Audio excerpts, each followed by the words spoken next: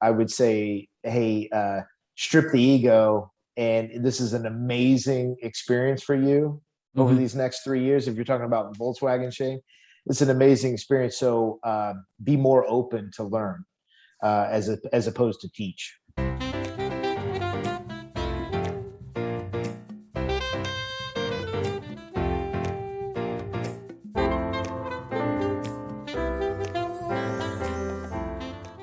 Hey there, everybody. Thank you so very much for hanging out with us again today. We are pumped that you're here. We're excited you're here. We appreciate you checking out Todd-versations presented by TLC. I want you to meet a friend of mine. I love this guy. I love what these guys are doing. This is exactly why this broadcast exists. Please give it up for my friend sitting right over here, Shane Towne, co-founder of NextUp Brands. Welcome, my brother. Hey, thank you so much, Todd. Appreciate it. Happy to be here, excited, proud to be here. Love what you're doing. Thank you for the invite. Appreciate it. Thank you, my brother. I appreciate that. Let's make sure you feel that way when we get done with this. You may freaking We'll hate me. Who see. knows We'll what this? see. Well, yeah, but that potential's there. Hey, I We'll live in see. that potential world every day. I've been doing it my entire career. There's either you That's love right. it or you hate it, man. I'm fine with that. It don't That's bother right. me. It don't bother me.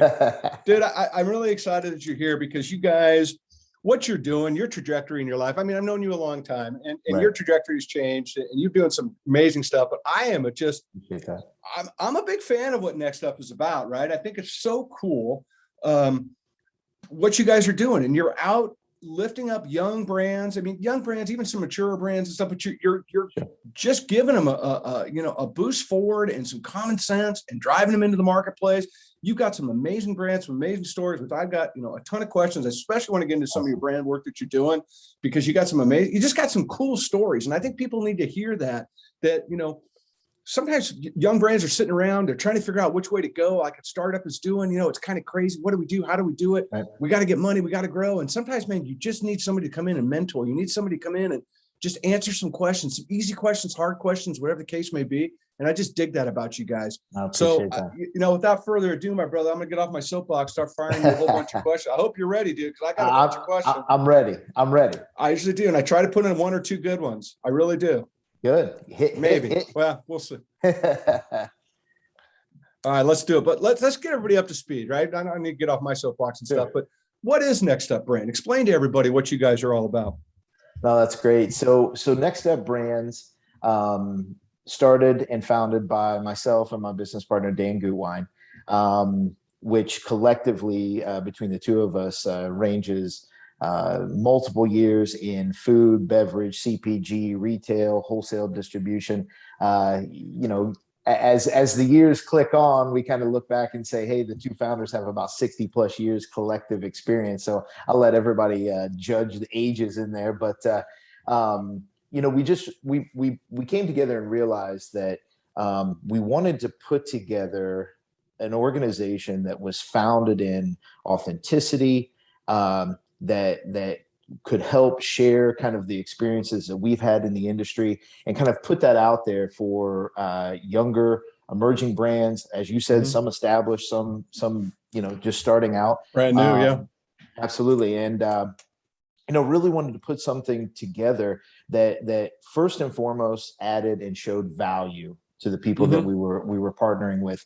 And that word gets thrown around a lot, but it's really at the core of who NextUp Brands is all about. So ultimately, we have three areas of focus within our organization. We've got sourcing and networking acceleration.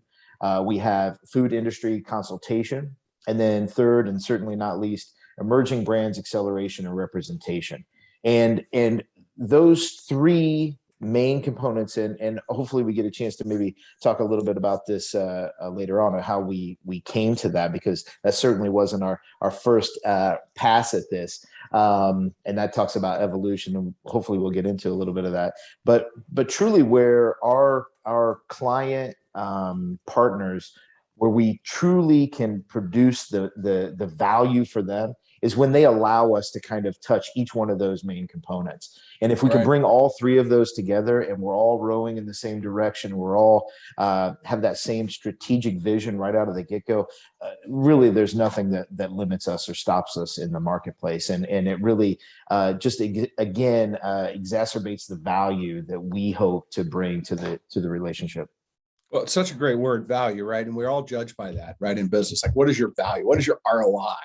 And Absolutely. sometimes a conversation with somebody that's been around the block once or twice, or have tripped a few times going around the block, right? Which We all happens when you have. get older and you have, Yes, right on. sir. We've all been Yes, there, right? sir. We've all been there. Oh, But yeah. sometimes those conversations are more valuable than we put, and a lot of times give them credit for being. And I think that's something that a young brand, I deal with these same kind of thing. In my business, I deal with a lot of young brands, a lot of young people are trying to find their way, and they get so blinded at times by the world surrounding them. I always say the world's surrounding you, but in their minds, the world's just condensing down on them sometimes. Sure. So to get some perspective, is really, really cool. And I 100%. love this, this emerging brand acceleration. I just love that phrase. And I dive in, explain what that is, because I just think that's just such a great backbone of what you guys are doing at NextUp. Yeah, for sure. I mean, it definitely it's definitely a critical part, and it's such a fun part of what we do too. In our opinion, people sometimes have a misperception of what an emerging brand is. We certainly have partnered with very small brands, very small organizations, startup companies, but that doesn't necessarily always have to be the emerging brand angle. It could also be a very large organization that's looking to diversify and get into another channel or develop a new product line, et cetera, or a very large company that feels strongly that they have this like next disruptive edge hitting the marketplace and need some guidance on how they execute it, because maybe they've been executing in a space for decades in a very conventional kind of cookie cutter approach, and they want to disrupt the market. So those kind of bookends, if you will, and everybody in between is really what we love to work with and focus on, and specifically on the emerging brands piece. We really view it as a product, a service, a brand that has a disruptive feel, that has a runway, if you will, of timing. So it doesn't have to be like the first and only in this category to disrupt the brand or the market. It could be, frankly, the second or third or even fourth or fifth, but it has a different angle, a different approach to how they're going to do it, whether it's a flavor profile, a technique on how they're going to go to market, a story to tell. But again, something that truly disrupts the marketplace, and it's on trend. And the last one is, and this could be even better, and this is kind of the special sauce, if you will, if we find that specific type of brand that just blows us away. Now, we've got a proprietary vetting process and all this stuff, but if we can hone in and fine tune what they're trying to accomplish in the marketplace, and what's this disruptor, and it's just prior to being on trend, it's about ready to explode. Or I think of plant-based before plant-based was a really on trend kind of category. Boy, those are the ones that we really like hone in on and really get excited and passionate about taking to the next level. So that's definitely an exciting part of our organization, something we love to do for sure. So when you get into a brand like that, and just in thinking about that a little bit deeper, it's just not about the fact that you can necessarily win the day, right? It's not about this race to the finish line when you're looking at these things, because you talked about the story, you talked about the people, whatever. So how much of that, when you go through that vetting process, you're looking at that and you've got this system that you guys use to go through, and let's face it, if they don't meet your criteria, you may walk from them, right? That's just the way it works, right? Absolutely. Which is a good lesson for a brand itself. So when you get these young companies, like, and you're looking at them, is it just, you always see in the finish line is always about, are you just finding that one thing, that niche thing? It's like, God, that's the golden ticket right there that we got to lean into. And you find that a lot of times these young brands don't necessarily see that because of their perspective, though. Absolutely, 100%. And it's funny that you use the word finish line, because not necessarily it's always about the finish line. And and I would actually would certainly argue that it's more about the process. Actually, one of my favorite quotes is from Gary Vanderchuck, who talks about you've got to love the process. If you don't love the process, you've already lost. And that's a huge component of this, because it is it can be a very long, arduous trip, a very long trail or track to find success. And it's not about necessarily the end goal. It's about that process and achieving it. So yeah, a lot of times people, unfortunately get focused on, they see other brands just blow up and be extremely successful. And they say, hey, I want to be that. I want to do that. And really they're missing the multiple steps that it takes, and the drive, and the many pitfalls and pivots, and fall on your face and fail and pivot and change and evolve. And if you don't love that innately, if you don't wake up and springboard out of bed every day saying, man, I'm going to hit it today, that's the passion I'm bringing, this is the passion that I have for the brand, then frankly, maybe you shouldn't be a brand owner. Maybe you shouldn't, maybe another pathway is best for you, because you got to love the process, and you got to grind it every day. And I think that's a big thing that people focus on incorrectly, is the end success. Now, I love to understand what success looks like, and that's one of the processes we go through at NextUp Brands. Is it all starts and ends with a strategic vision and a planning, and so that we're all on the same page of what wants to be accomplished. And what success looks like for brand A is quite different from brand Z and everywhere in between. But to just solely focus on the end finish line, it's not a sprint. It's a it's a marathon, if you will. And so, for sure. Well, look, I say it all the time. I say it all the time in this broadcast. You cannot climb the ladder unless you start on the first rung. It just doesn't work, right? Nobody's ever jumped to the top of the ladder. I mean, maybe there's some athletes, elite athletes, can jump up on a 10-foot ladder. I don't know. But my world is you start at the first one and you keep going, and that's really important. And that first part of that ladder, the base, is where the hard work really lives. Absolutely. Where it really lives.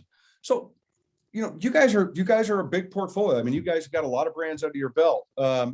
How are national brands and international brands in common in a lot of ways? And then, but how are they different as well? I mean, is there exceptions to the rule from a geographical standpoint?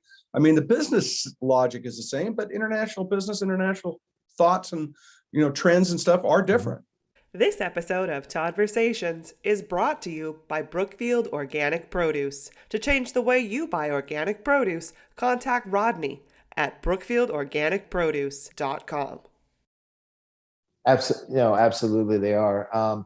It kind of slightly going back to something that you mentioned too, and this will talk to you about the common thread, or the common commonality between an international and national brand. But it goes back to that passion. You talk about like walking away from some brands. It's more about if we can't add value, why waste everybody's time? And that's a mutual understanding that sometimes we have to face. But again, it starts and stops for us with value. It's value forward first.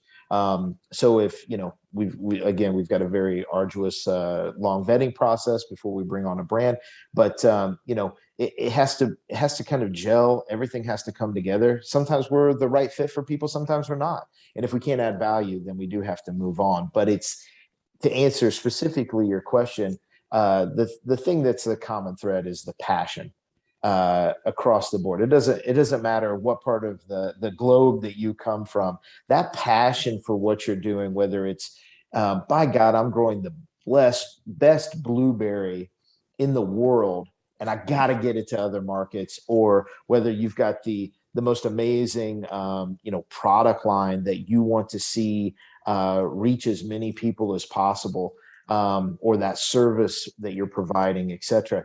That passion across all genders, ethnicity. I can't even speak. Ethnicities. Thank you, sir. Thank you. They didn't teach that in public high school. Exactly. No, we didn't learn how to spell that. I'm a food guy.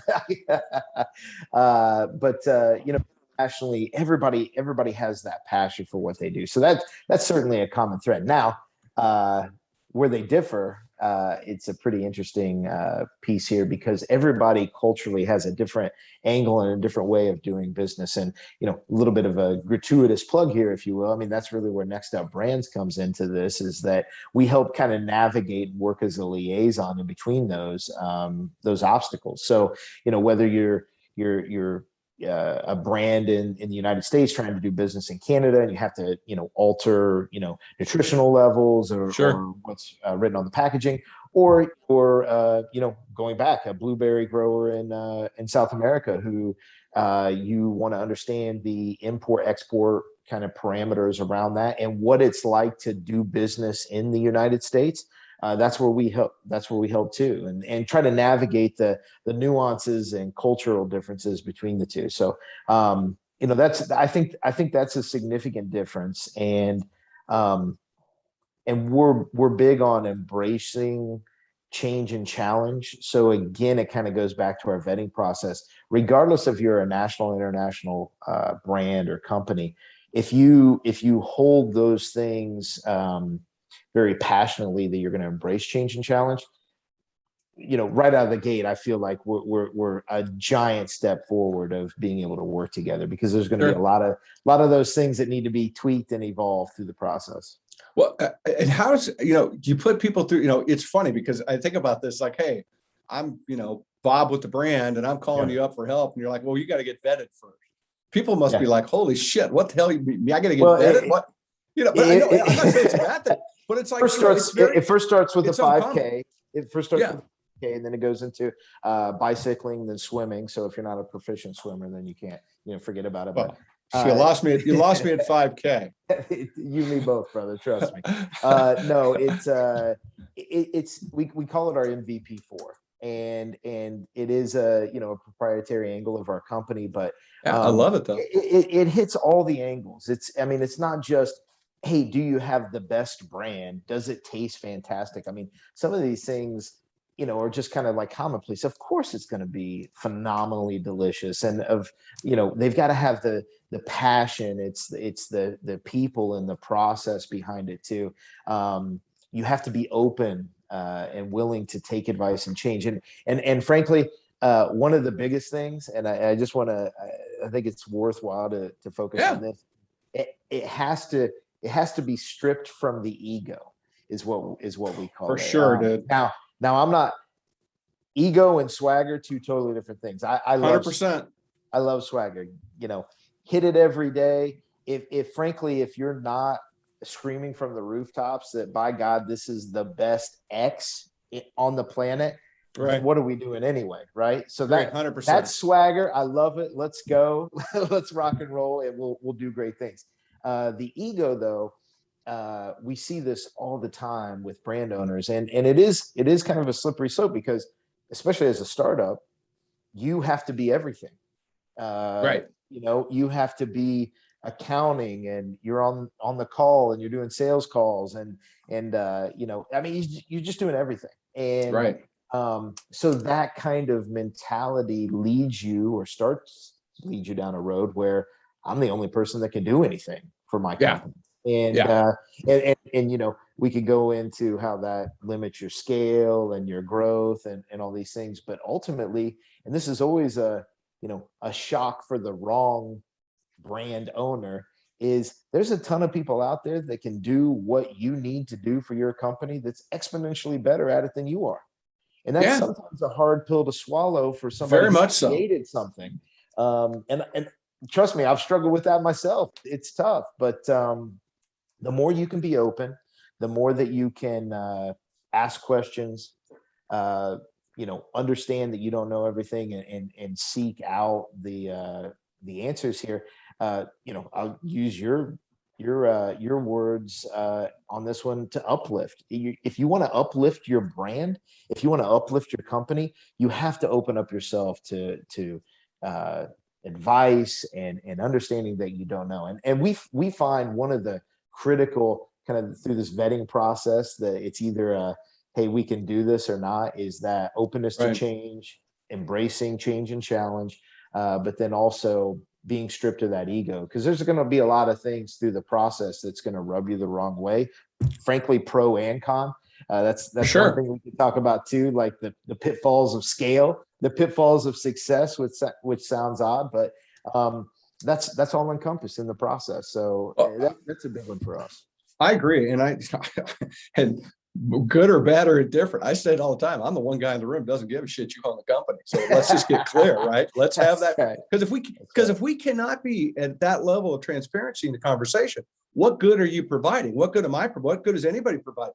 If you just want somebody to come in here and pat you on the back or tell you you're doing good 100%. Or give you a cookie when you go to bed, 100%. Where are you going to be in 5 years, right? The chances 100%. Are you're not going to be in the position you're in today.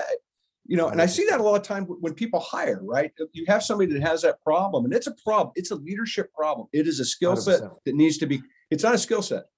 They think it's a skill set. It's an action that needs to be corrected.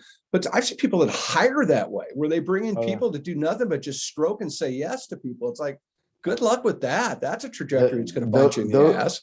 Those people and those organizations or those brands, their best case scenario is they're going to stay stagnant.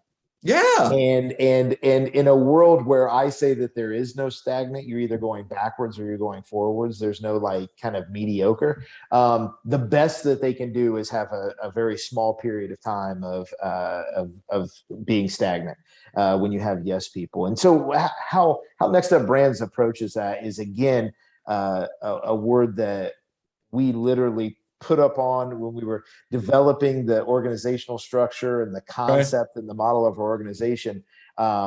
Authenticity was very important to us. And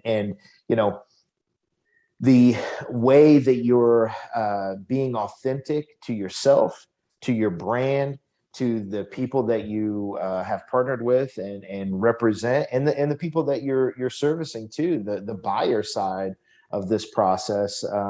Authenticity is king for sure. For sure. Oh, 100%. Well, we're on the kind of going down this trail. I'm going to stay on it a little bit. I want to talk a little bit about some of the common, misconceptions, and not necessarily even a startup, right? I mean, that's kind of, I don't even think that's the right word, but, misconceptions that businesses have, whether they are a startup or whether, they got a little bit of legacy to them, that really surprise, that I think, what are they really surprised by when you come in and roll, pull back the sheet a little bit and start having these conversations? It's like, where's that, epiphany moment of like, oh, I know, like we kind of just talked about a little bit, but I like to get a little bit deeper in it. Cause I think it's really relevant, that people understand that, maybe how they're feeling, they think is great, but in the end of the day, it's really not. And you get people to try to garner perspective, because leadership sometimes, again, that perspective is very narrow, because this is the world they're in 24/7, 365, and they lose some of that outside guidance and stuff. So what would be some common misperceptions you think for businesses that really surprise? Well, I mean, without a doubt, without a doubt, it's just how long some of these processes can take. I mean, again, this is a process. This is an evolution of growth in your business. And I think that's again, a misperception that a lot of people have. They come in strong with, again, that swagger, like I've got the best of the best. And it's like, well, wait a second. Can we just get it on the shelf? I mean, can we just get a product on the shelf? It's delicious. You've tried it. Why wouldn't it just be successful from that point? And again, there's not even enough letters in the alphabet to go to A through Z of all the misperceptions in there, that of all the steps that you have to take. It's not just getting an awesome product. There's millions and millions of awesome products, and there's frankly millions upon millions of awesome products that haven't even hit the market yet, that people have this phenomenal recipe or this family passed down from generation, this way of doing business that will never hit the market. So it's not for a lack of these amazing services and products. It's all the steps that it takes to really not only get your product to market, but be successful in the market. And again, gratuitous plug, number 2 or 3, I've lost track, but I mean, that's what NextUp Brands kind of helps navigate that pathway through, because a lot of people get stuck, and especially emerging brands get stuck in hitting rabbit holes and going down rabbit holes that frankly that they shouldn't. and it's a waste of For sure. time, energy, money, and effort. And the best of those best, they'll get down a rabbit hole, realize that they're going the wrong way, not have the ego and back out of it, but the time, energy, and money that's been wasted during that time period. Again, some of the value that we like to preach is that, if we can just keep you away from 2 to 5 rabbit holes that you would go down and keep you more on a linear path to success, we're showing that value that we sought out to represent. For sure. Brands. Yeah, for sure. Yeah, a lot of these companies, and go back to what you said earlier. You're right. There's a lot of competition. You walk down the salsa aisle of a grocery store. If you want to know what competition is, walk down a salsa aisle. Oh my God! Yeah. Literally, it's crazy. But you're right, and it's the same thing. We're seeing this now a little bit in the ag sector with technology. I mean, there's people doing stuff in their garage, their basement, a warehouse, a rooftop. I mean, there's 1,000 of them that none of us even know about yet that are coming, right? And that's the thing I think to be mindful of, is that the world is continuing to evolve, and as technology evolves, things start to go at just a faster pace. Right. So with that being said, one of the things that a lot of these companies deal with is getting outside money, right? Investment money. And that's, that can be a positive, that can be a negative too, Absolutely. Right? I mean, it can be negative culturally because they're not prepared for, well, what do you mean? This is different now. This wasn't the way we did it a week ago. And that could affect young brands. Right. Obviously it's a cost of doing business. But it's a fast change that folks can be ready for, or they're not ready for. Right. So how do you deal with that? Because, you're part of the solution. Money is a part of a solution in some way. Absolutely. So how do you deal? Because, again, those guys over here that are saying, hey, I want my 6% back, whatever it might be. Right. And you guys are going, hey, let's make sure that we're moving this thing forward with authenticity and with value and with transparency and all these other things that are important that maybe necessarily don't get recognized by some folks. So how do you guys navigate that? No, it's a great question. I told you what I told you at the beginning. I don't have shitty questions. No, I don't. God. I may be a dumbass, but I can think a little bit. I can't believe I even doubted you for a second, Todd. You're making points, baby. You're making points. I love it. That's what I do.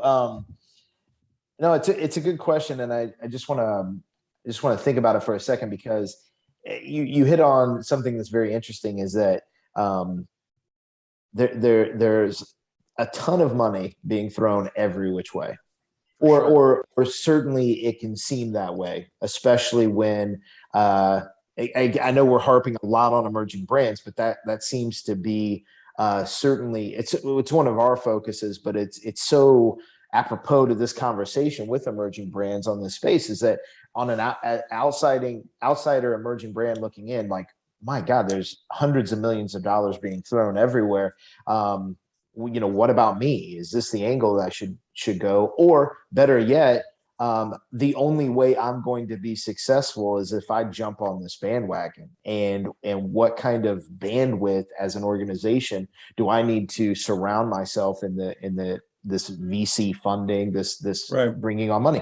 And I mean, at NextUp Brands, we have a very, very simple answer to that. Is let's figure out if that's the best solution for you. So for us, it very much starts with a very comprehensive strategic planning session. Again, like I said earlier, where we understand what does success look like, but what kind of path do you want to take to find that success? Is your organization, or what you hope to have your organization be, open you up for that kind of funding? Or is it more internalized that you want to, keep your funding or how you're going to grow your organization? And again, I talk a lot about bookends and everywhere in between, but those are two very fundamentally different directions that a brand can take, and neither one is right or wrong. It depends on the brand, and it depends on the situation. So I guess for people listening out there, it's we're a firm believer that there's no wrong answer in that calculation, and that it's whatever fits and works best for you to accelerate your brand and to get your brand to the vision that you see it, and then better yet, to what others see it in the country. Because it's interesting. I talked a lot about swagger and people saying I'm the best of the best. We also have some brands too that before we meet them, they are somewhat, I don't want to say complacent, but they're somewhat they're very passionate about their brand, but they're like, I can't see myself past X. Like I can't see myself past maybe I can go from a farmer's market to a local play. Really, you see me broadening past local? Yeah, I see you as a national, maybe even an international brand in 2 to 3 years. What do you think of that? And that's where we kind of challenge those people, and the ownership that kind of bites on that and says, wow, I never saw that, but let's go. Let's make it happen, are the ones that we get just like super excited about, because these are, again, people that don't have that ego about them, and they're ready to put in the work and go. And going back to your question, sometimes that involves a very large or input financially to get us there, and sometimes it doesn't, and it all just depends about that kind of strategic calculation of where they want to go and what they want to do and where we can take the business. Right. Well, and I love that, and that's a great answer. And you said something I keyed up on, and when I think about what you do, and I think about what this platform is, and what I think is, and I say it all the time, we're uplifting people, we're uplifting brands, we're uplifting stories, because they need to be told. And one thing that I noticed through this and through my career and what I've seen is that these young guns, men and women and men, however you want to say it, these young guns coming up, what I love about these guys is they're trying to do things better and different than the past. Whether you're 100%. making a soda that is this now, it's not that. Or you're making a food that is this now, and it's not that. Because we want to make better food. We want to make cleaner food. We want to make better choices. We want to make their. So that's one of the things that I really get, fired up about. My spider monkey moment on Mountain Dew is when I see these young brands like this that are, they're making a cookie. Great. That's wonderful. It's another cookie down the aisle, but this cookie is fair trade, and the cacao is from here. And this is, regen this. And, the packaging is, is not going to be in a landfill in 100 years killing seagulls. It's, it's going to decompose in 3 months in the sunlight, whatever it might be. These are such cool things to embrace, which is what I love, which I'm glad this money's pushing into this category. I'm glad to see, helping propel these brands forward. Right. But, they do need, a little Obi-Wan like you guys are doing to try to help them stay the course. And I think that's super important.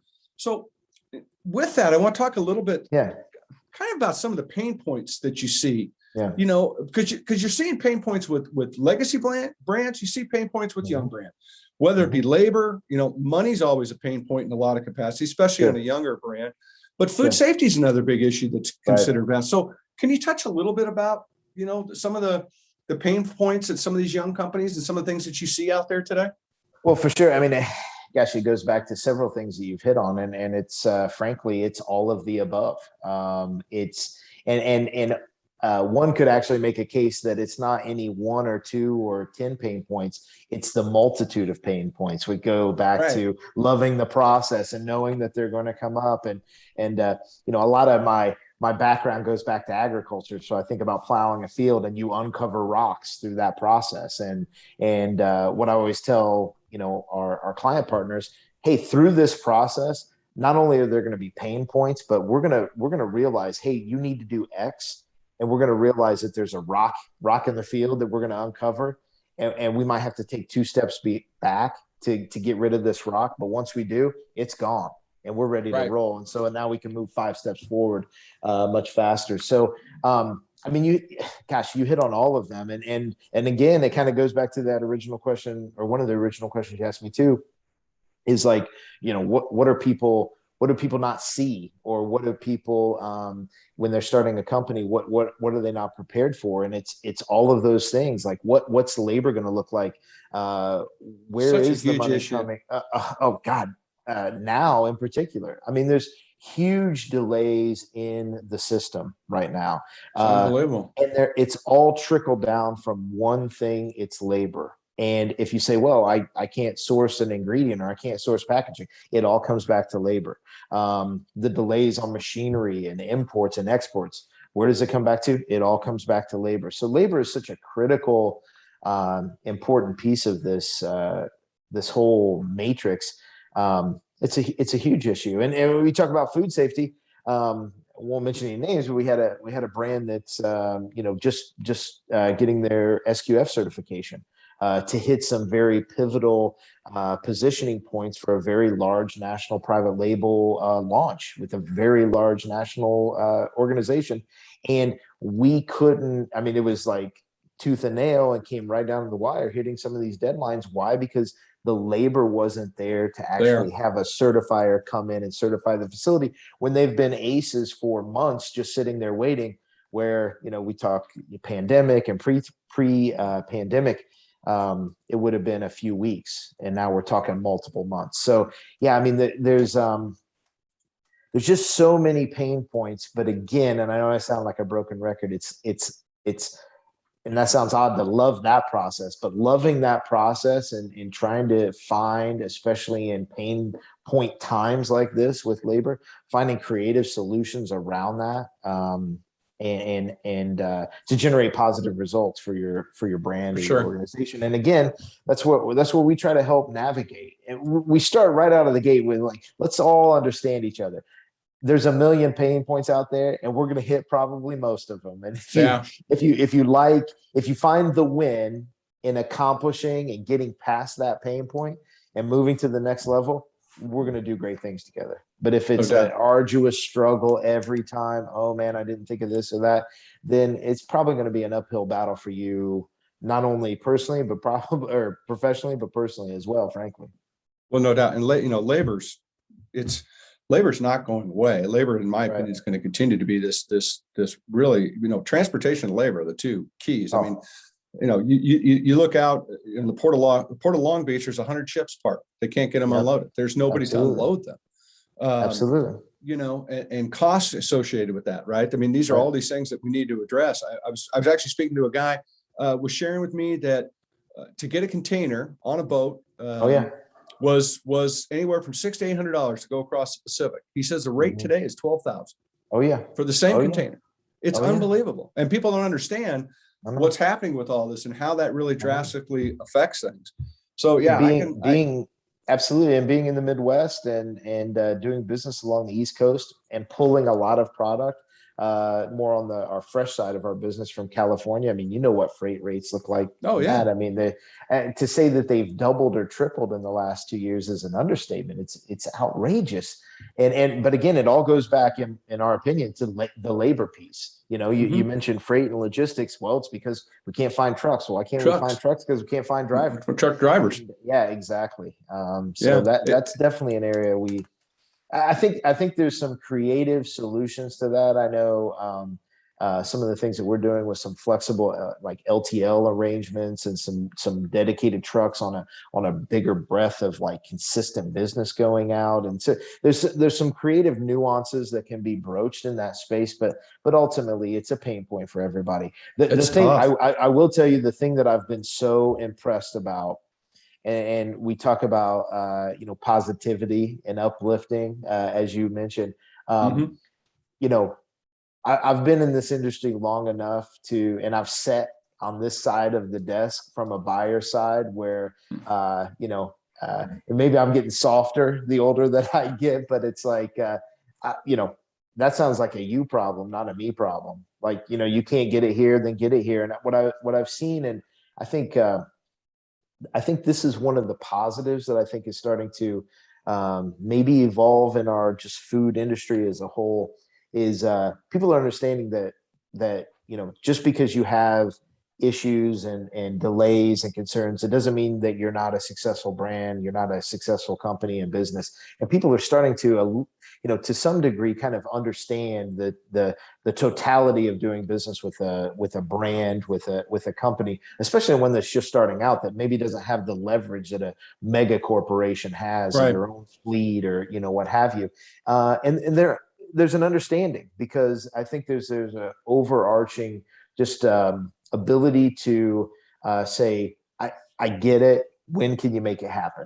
When can we do this kind of thing? And it's just a really unique kind of buying and relationship situation that I think is developing, that we're seeing in the marketplace. Yeah, it's going to be a continual change. It's not going to get any easier, I don't think, for a while. And it's going to be a real big challenge. But, I talk all the time about positive cost of food, and I try to make that point because I think that we don't put any energy into it. I personally don't think that a 79-cent box of whatever mac and cheese, whatever you want to call it, I get more crap for the mac and cheese people because I pick on them. It's probably going to make you the healthiest it could possibly be, right? I don't see that necessarily as a positive cost of food, but I do think that people that are trying in a different format, like we talked about these young guns, that maybe are $1.49 are a positive cost of food. Labor is a positive cost of food that we need to embrace, whether it's ag labor, trucking labor, whatever it is. We need 100%. To get everybody into this conversation to understand what the ramifications are, because our food costs are going to start to go up, and they're not going to go up because the food's getting any better. It's going to go up for all these other reasons, which scares me because we live in this world where we're always about getting cheaper at the retail level because that seems to be the winning strategy, or the only one they've ever figured out to this point.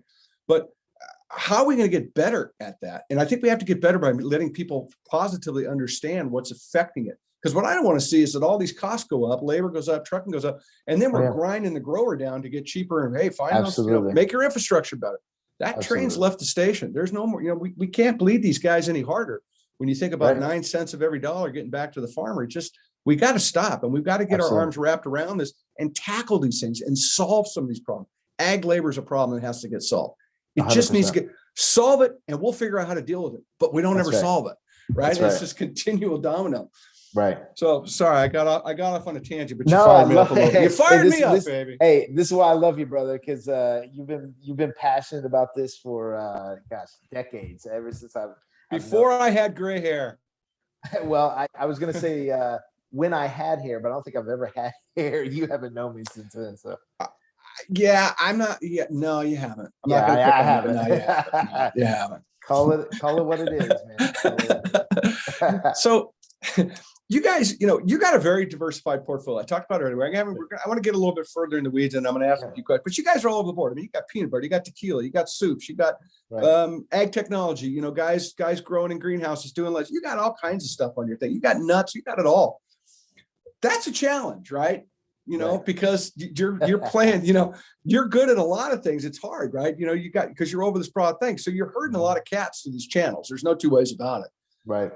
That's got to be a real big challenge to have that diverse of a portfolio. So I'm curious, is it a challenge? How do you overcome that challenge? And the second part of that question, which I'm interested in, is how much has technology played a role in cat herding for you guys? Let's again, great questions here. I would say, is it a challenge? 100%. Without a doubt, it's a challenge. Here's where I kind of again go back to my original thing. If we're leaders of an organization and we're trying to counsel our partners and add value to our partners, and we're preaching, hey, embrace the change, embrace the challenge, but we're like, oh, we this is over our head, we can't do it. We're the wrong people, to partner with. So first and foremost, we have, this isn't the Shane and Dan show. My business partner, Dan Gutwein, this is certainly not the Shane and Dan show. And we've got a great, amazing, supportive staff and all kinds of, pertinent areas within our organization that help support us and probably, just equal to, if not beyond that, is just a national and international group of what we call advisory partners within our organization. So we, just like we vet our brands that we represent, we vet our advisory partners nationally and internationally. So if a client, if a brand has a pain point of logistics, we feel like we vetted and have partnered with the best logistics, cold storage, or ambient storage distribution company in the country. That's could be the same for marketing or sourcing, or any of those kind of touch points that we can touch and say, hey, this client needs our help in this area. Let's put those two together. And again, kind of going back to those three fundamentals of our organization, when all of those jive together, that's where we show the most value. But certainly it's challenging to keep all those things together. The beauty, I guess, in the chaos, if you will, is how the brands can springboard off each other for growth.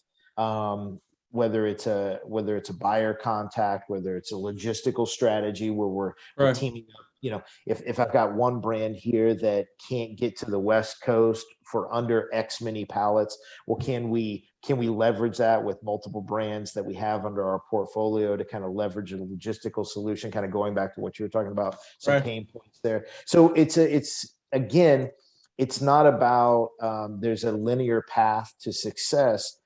You've got to juke and jive, and you've got to kind of think out, I know this gets beaten up all the time, think outside the box, but you've got to come up with creative solutions to execute. And that's a key there. And again, it goes back to one of my favorite quotes is that, everybody's got a great idea or everybody's got a dream, but execution is where it's at. And 100%. You have to have these creative solutions to execute. So kind of a lengthy explanation for probably a somewhat easy question or simple question is just that, it is a challenge, but we embrace that. We love that process. We love the nuances of every one of our brands, whether you are talking tequila or you're talking a clean indoor salad or a soup or a peanut butter or another emerging brand beverage that soon to be released, which we're excited to talk about here very breaking soon. News. I know, breaking news right here. So I'm talking about Todd-versations, rhymes with TMZ. Right, Let's do it, baby. Nobody else has heard this, but truly going to revolutionize beverage and this Love space. it. It's fantastic. Have me come back, Todd. Give me 1 month. Have me come back. Let's talk about some. I love it. Well, you got an open invitation. Thanks, I ask you just a sidebar question with everything, and this is directly. What's one of the lessons that you've been taught building this platform that you never saw coming? I mean, because let's face it, some of the best lessons we've ever received, we've never seen coming. Like you go to school, you open up your math book, you're going to get a lesson, but you're walking down and you have some confrontation, you have a conversation with somebody that changes your complete path. You never saw that coming. No. Right. So what is a lesson out there that, that you were taught building this? Well, so too many to recount here for sure, because, but again, it goes back to being able to embrace that change and challenge. And I give kudos to my business partner, Dan. When we were creating this company, 5+ years, almost 6 years ago, we really spent about a year kind of just developing and fine tuning kind of like our go-to-market strategy and what this model would look like. And the kudos here is that we knew within the first year something was going to disrupt that thought process. And going into that and having that openness to be like, we don't know what it is, but something's going to happen. And are we in a position to be flexible enough to evolve to that change? And within the first year, laser focused on emerging brands and doing what we were doing. And the good news is we were showing value and we were doing some great things. But at the same time, we were like, we're so limited to what we can do. And we're having to go out and tap in other resources all across the country. And again, if not internationally, to help our brands. And we found that, people who we were reaching out to were asking us to help consult them into how to do more business or better business within the food industry. And love it. It was kind of an aha moment here. It's like, this is our disruptor. This is our thing that we need to evolve with. Now, that's a bit, we never saw that coming. And it was a lesson that was learned because we were spinning our wheels and not getting any traction with a lot of great brands that we should have, frankly, gotten traction with. But again, kind of kudos back to kind of just our mindset going into this, and the team that we were working with is like, hey guys, we need to hey, what was good a year ago isn't working anymore. And we gotta pivot. We gotta change. Are we people? Are are we going to back what we're preaching to our clients? And man, everybody got on board. We shifted our model to be frankly much more expansive, to build scale, and truly believe that the amount of value that we add through our organization is exponentially stronger than it was the year out. And again, without having that ego and everything involved with it, it's like, hey, we're not coming out of the gate knowing that we're the end all be all and everything, and understanding that we were able to shift and pivot. Shift and pivot. Love it. 100%. So I mean that's the biggest lesson that I can instill in this time, is that anybody who's trying to start a brand, trying to start a service organization, or any type of business, boy, if you think what you're creating from scratch is the end all be all, don't even get started. Because it's not going to be. You got to evolve, you got to change, and embracing that, have fun with it is I think the key. 100%. Oh, that's a great answer. Thank you for sharing that. I just, I don't put you on the spot, but I think it's, because you built a brand. You started a company, right? You started at day one and went, hey, we got to go to Office Max and buy paper, right? So you're in the same boat as anybody else. By the way, back to that ownership thing, that was me. I was in the car buying paper myself. That's what I was doing. So there you go. You can get in this mindset where nobody else can do anything but me, and that's just not the case. I love it. You have somebody can buy paper a hell of a lot better than I can. That's no doubt. So you got a couple really, you got a whole bunch of brands like we talked about. You got a couple of them that I've kind of stumbled across, and whatever life might have taken me in a path. There's some very interesting ones, and I'd like to talk about a couple of them if you wouldn't mind. Yeah, sure. And hey, full disclosure, love all of them. We can't do them all on this one, but we're gonna get a couple. Well, happy to have them all on. Now you're putting me on the spot, because I gotta pick out of our. No, I'll pick them for you. I'll be the best. I'll pick them for you. I know which ones I want to talk about. All right. So it'll make it. I am putting you on the spot, but I know the ones I want to talk. The one that I think is, and we've actually chatted on this one. I'd like for you to tell the story about the guys that you met and you're working with this peanut butter. Yeah. Was it Be Happy? I think it is. Be Happy Peanut Butter. Be Happy Peanut Butter. I just think this is just this is what it's all about. This is what makes this so cool. This is so much what I'm into about seeing these kind of stories come to light. Please share. This episode of Todd-versations is brought to you by Brookfield Organic Produce. To change the way you buy organic produce, contact Rodney at brookfieldorganicproduce.com. Man, okay. Thank you for that, because thank you for picking for me. We do have a lot of great brands that have all awesome stories, but this one, if you could pick a quintessential, like, what are we trying to do in this value proposition that we're trying to put together? This is a quintessential story. So Be Happy Peanut Butter literally started. One of the owners, it's John and Kathy Weed. John is a financier, works for a very large finance company.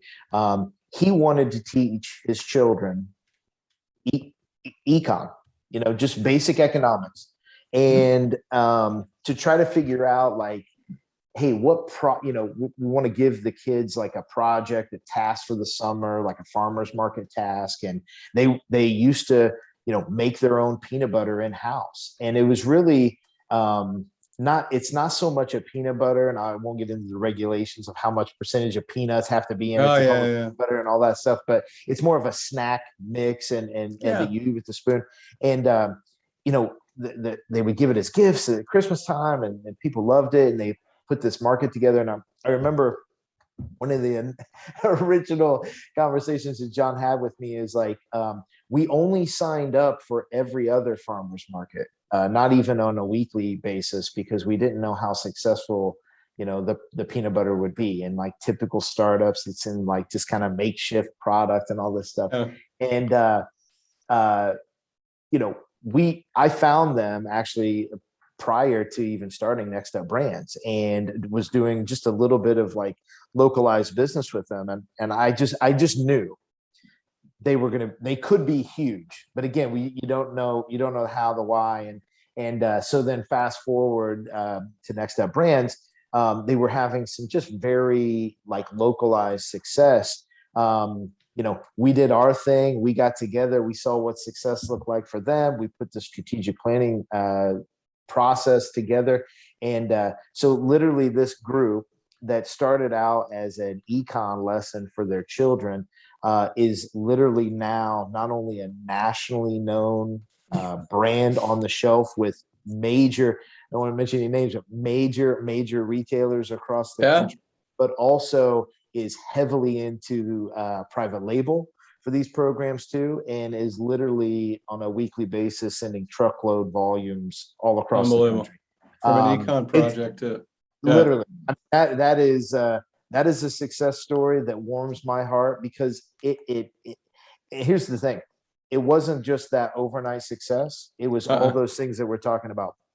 The multitude of pitfalls, the multitude of shifting and pivoting, the absolute love that we have for this ownership group and their family is immense, because they trusted us from the get-go. They saw the vision that we had for their brand, and they allowed us to be the experts that we were touting, and they were along for the ride. And man, that's the perfect, you want to talk about ingredients and everything, that's the perfect blend of how we can add value and success. It's a phenomenal one. And I hope we're just getting started.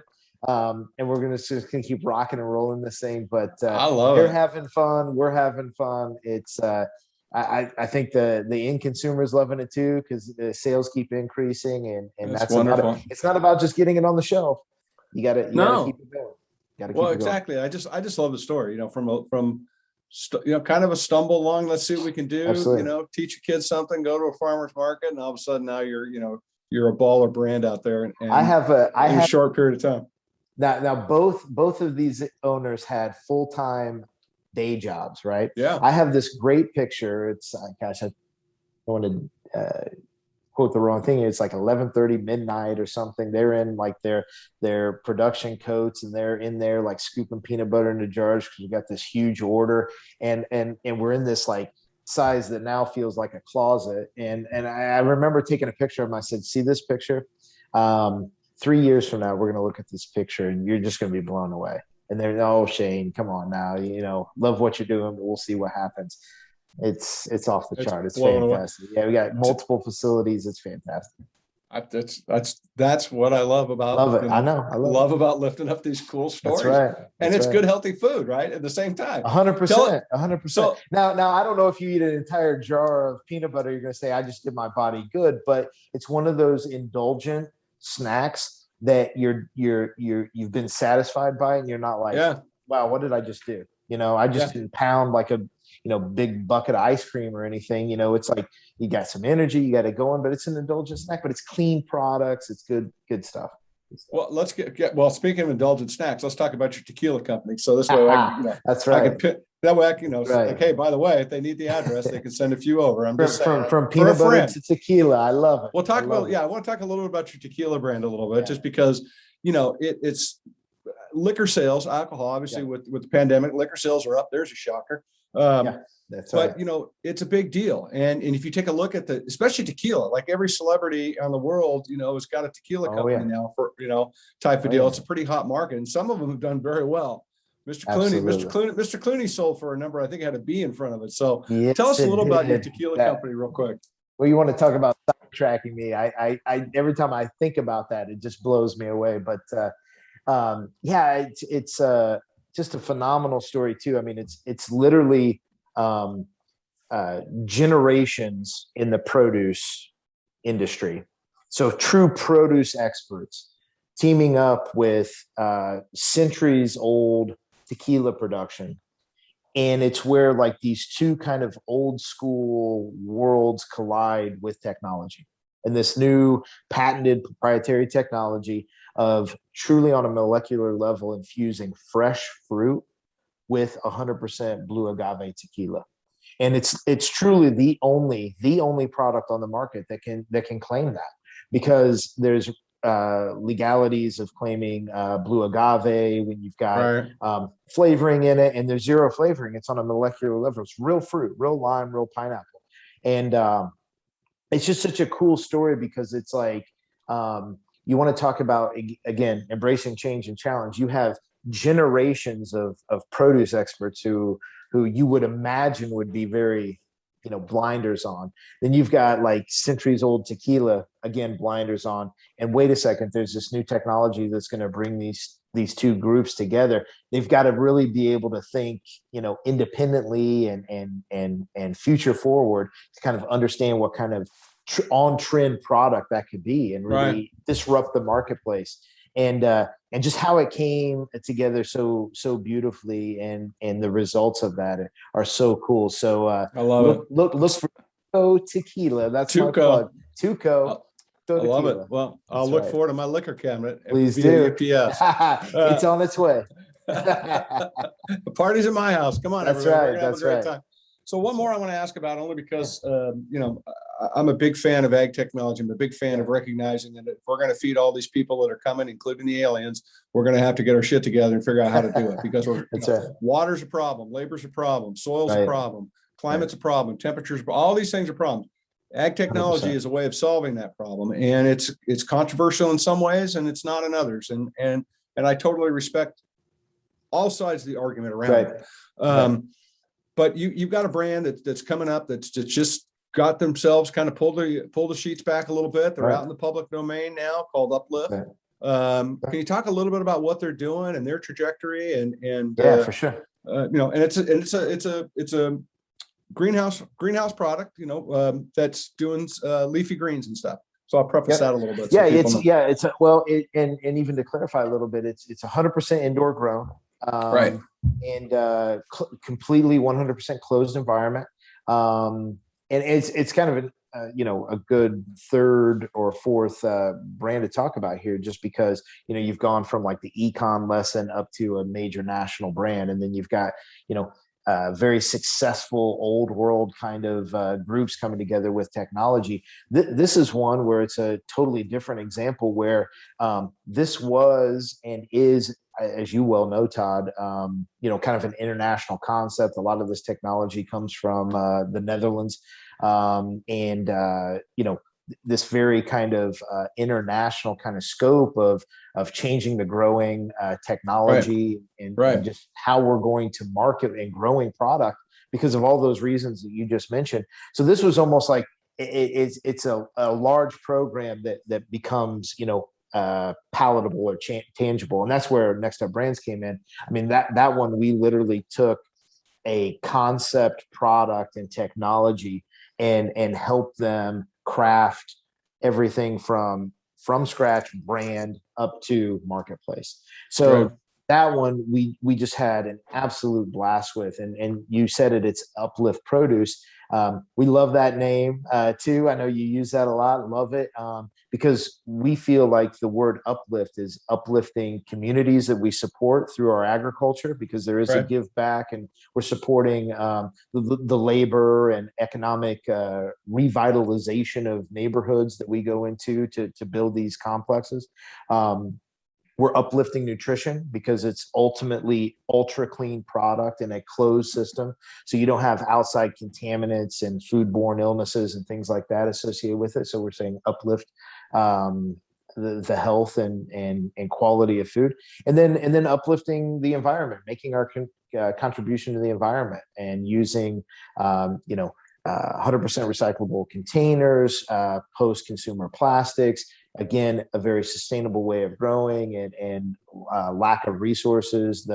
We use 90% less water than conventional growing techniques and things like that. So Uplift was just a very excuse the pun here, organic way of kind of bringing it together and saying we're going to uplift nutrition, uplift communities that we serve. So look for these guys. We're again kind of large into small, to look to maybe partnering with some very large groups probably by 2022, 2023, and expanding nationally for sure. Love it.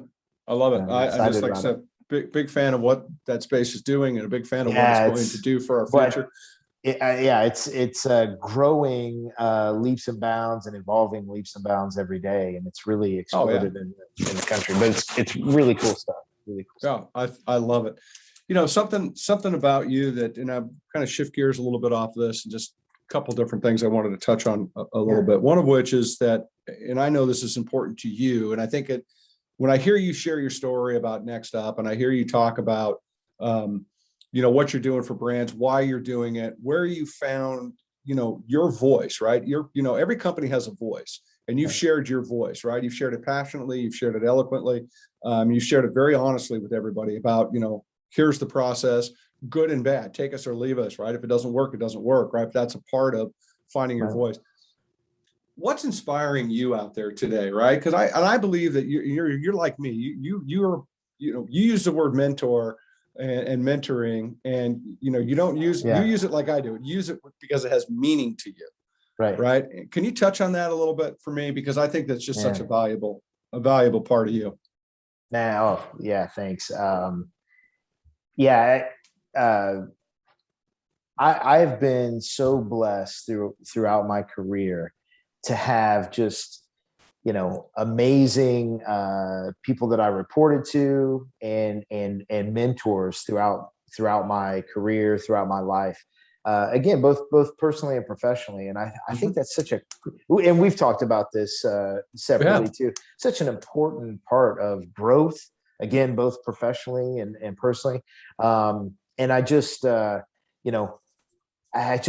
so funny. I just read this article the other day about people who are retiring, and what are they going to do with their life? It's like you reach this pinnacle in your career where you've got all this wealth of knowledge, and it's just like, well, you just sit there with it, and you go fishing somewhere or get on a golf course somewhere, and it's just it's sad, frankly, to feel that way, because a lot of these people are just like so energized and jacked about what they've brought to the table for so many years. It could help so many next generations past them. And I'm a firm believer in mentorships and constantly being open to learn and engage, something that I'm very passionate about, and try to give back anytime that I certainly can from a mentorship, because I've been blessed with so many. I mean, again, from my career path, which you've known most of it, for God's sakes, and for the people that I've been involved with, present company included there,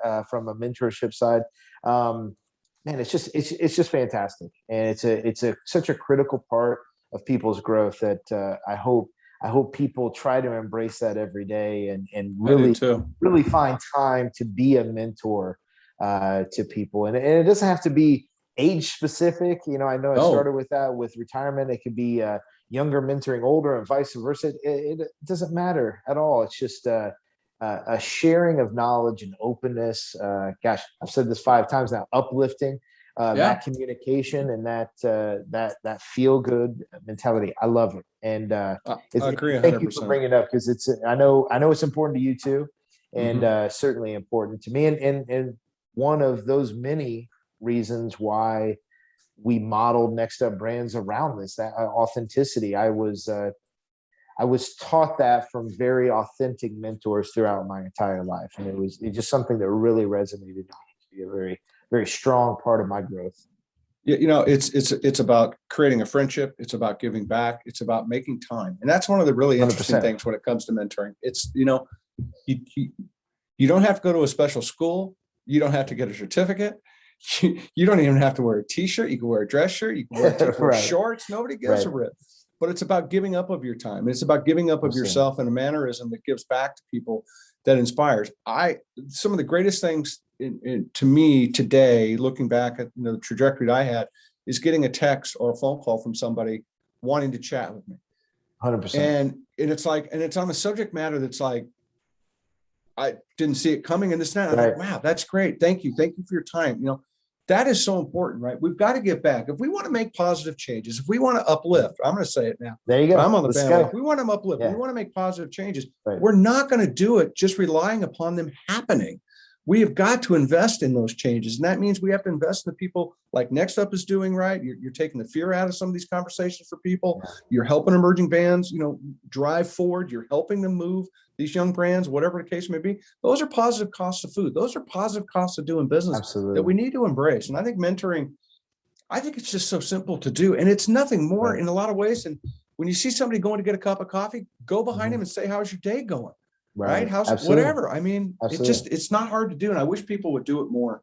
So And thank you for sharing with that. Oh my God. And I should tell you too, like countless times through my growth, especially professionally, where, somebody helped me get past a struggle that I had, that I couldn't find the solution. And here's what a lot of people miss. It's such a mundane, easy approach for somebody who's lived it and breathed and embraces it, and has stumbled and has found the solution. Typically, it's such a no-brainer to you, or such an easy conversation, but it could literally be career and life-changing for that 100%. mentee who's getting it. Hell yeah. It's I love it. Just giving a little bit of that. It doesn't have to be a dedicated hour a week. It doesn't have to be anything. It could literally be a 5-minute conversation, but just having that with that person. Todd, you're absolutely right. I love that. Yeah, I love it. Yeah, I agree with you, man. It's just not hard. It's just not hard to do, and we need to do more of it. We really do. Hey, a text message is mentoring. It's not that hard. 100%. Right. 100%. It's not that hard. So tell me something. I know this story, but I have to ask this story, right? And and you know the story's coming. I know. I knew it was coming. I got to ask. So tell me a little bit tell me something that people don't know about you that you're willing to share. And if you don't tell the story that involves a VW bus, I'm just going to tell you right now, I'm going to throw you back to the VW bus story. So this is more impactful in some of my more corporate level positions that I've held throughout my career path. But after I graduated, Lord knows I'm the most corporate person you'll ever know. Oh, it's so funny. When I graduated college, and my focus at that time was sustainable agriculture, soil sciences, and I had a triple minor in biology, botany, and geology. So I was majorly focused in agriculture, production, etc. And again, this is dating me, but coming from the Midwest, organic growing and sustainable agricultural techniques were really an East Coast and majorly West Coast thing. Right. But I wanted to see it firsthand. And, at the time, this was probably the only time in my life where I actually did have a full head of hair down to the middle of my back and a big beard, and lived in my Volkswagen, my 79 Volkswagen bus for about 3 years, traveling the country all the way from northern Maine to the coastal edge of Oregon, and many, many places in between, working on and then eventually managing and directing sustainable agriculture across the country. And again, how I was in other corporate positions was probably even more shocking to people that I worked with. Like, you did what? What did you do for 3 years, for God's sakes? And but I really thought I was going to be in agriculture, and then I got that sales bug. On the West Coast at a farmer's market. It's like, this is what I want to do, and just kind of my career evolved from there. But I think about those times so often and so fondly, and not to get emotional here, but these are the things that, when we talk about NextUp brands and we talk about what we're trying to do, I lived it. I saw it. I saw, you're talking about agriculture and the value of food.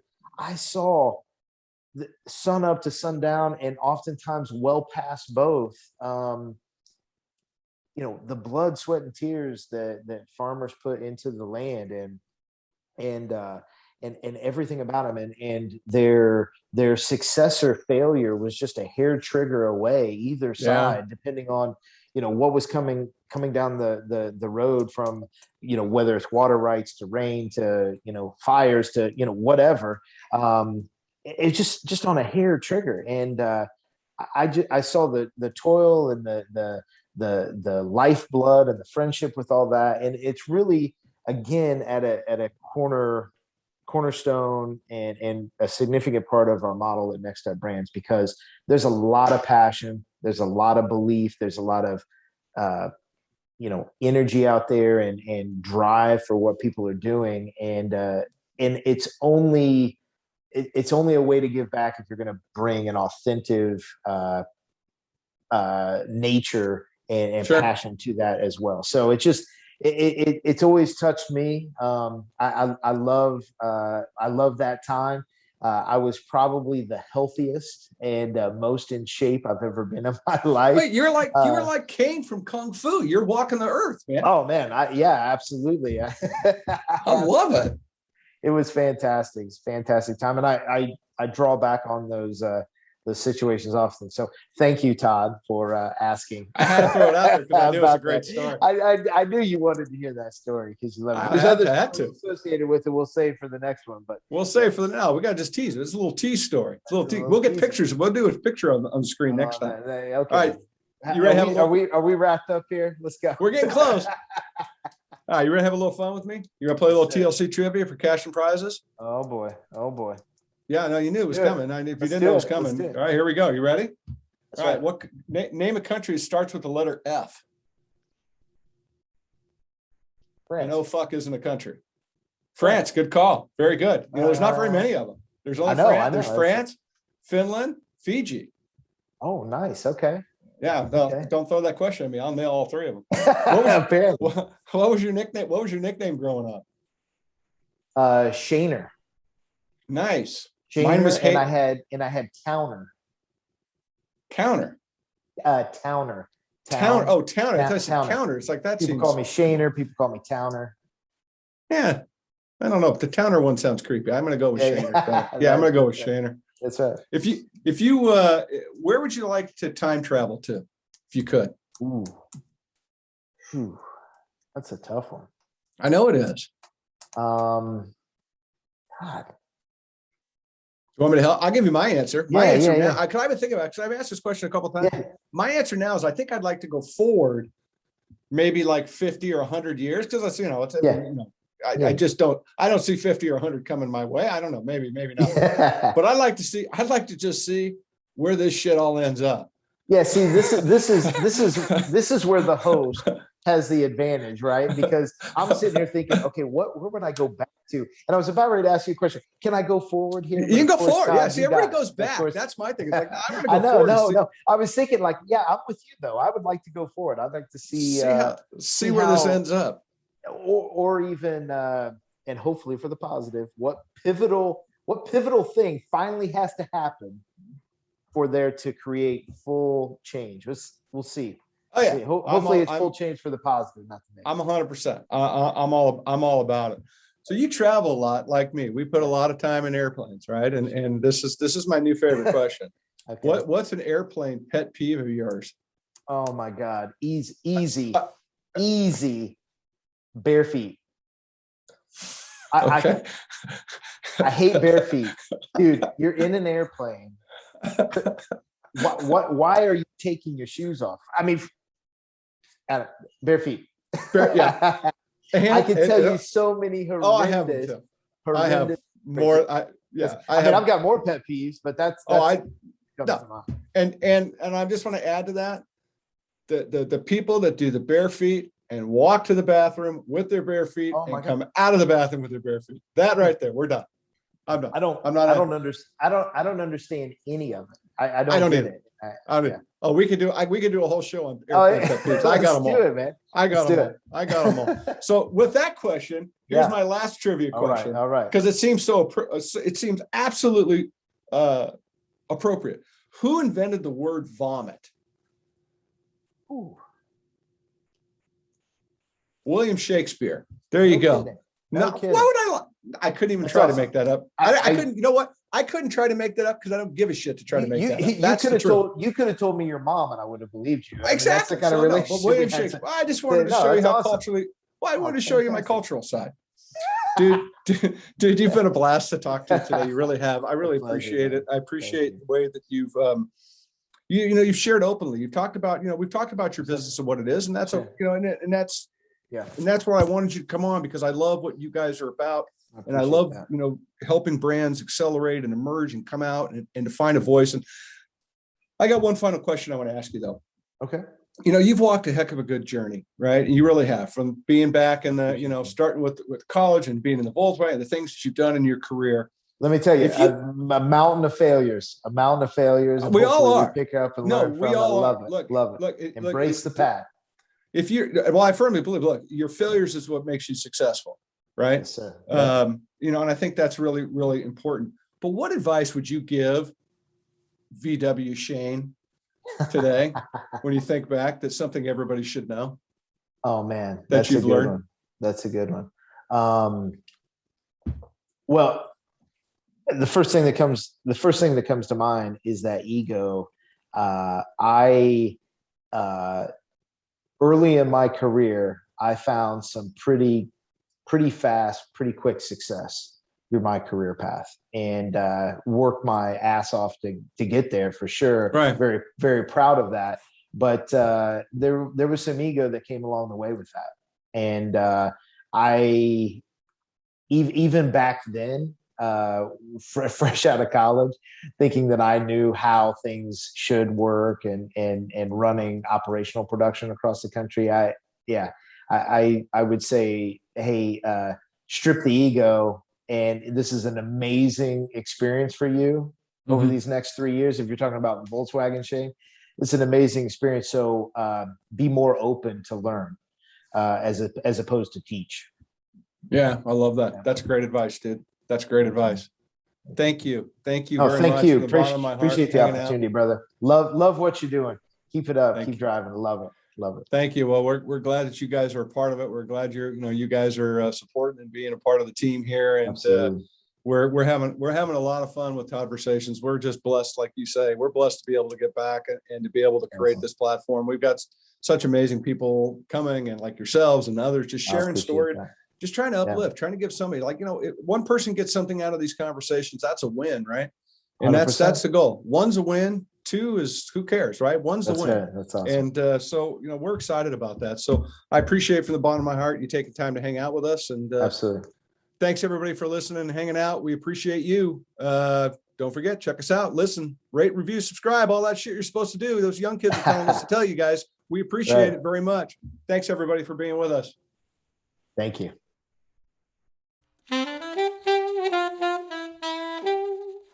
Thanks again for listening. Don't forget to rate, review, and subscribe. That's how we make this thing work. Check us out on all the social media sites. Easy for me to say. TLC Todd-versations on Instagram, etc. We do appreciate you. Check us out on LinkedIn. We're pretty big and popular there. We've got a lot of stuff and a lot of good content going up almost every day. So we do appreciate you very much. Sit back, relax, enjoy the episode. Take care. And don't forget, go inspire somebody today. It's really important. Thanks, everybody.